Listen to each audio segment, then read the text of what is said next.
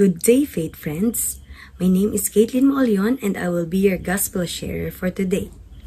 Our gospel is according to the book of Luke, chapter 6, verses 20 to 26. So in this gospel, Jesus tells his disciple, "Blessed are you who are poor. Blessed are you who are hungry. Blessed are you who are weeping. Blessed are you when people hate you, insult you, and denounce your name as evil."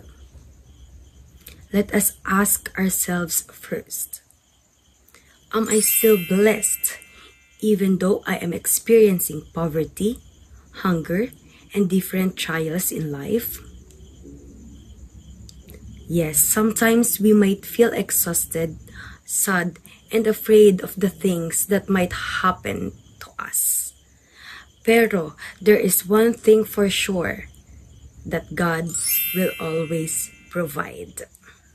Ang kailangan lang natin ay magtiwala sa Diyos na ibibigay niya sa atin ang ating mga kahilingan, pero ito ay sa tamang oras. At sa talatang ito, tayo ay tinuturuan na ang mga material na bagay ay panandaliang kasiyahan lamang. Alam niyo ba kung ano ang mas magtatagal na kasiyahan? Ito ay ang matatagpuan natin sa pagmamahal ng Panginoon. Lahat ng bagay ay matatagpuan natin kung tayo ay may pagtitiwala sa Panginoon at pagmamahal. Kailangan nating sumunod sa bawat utos ng Diyos.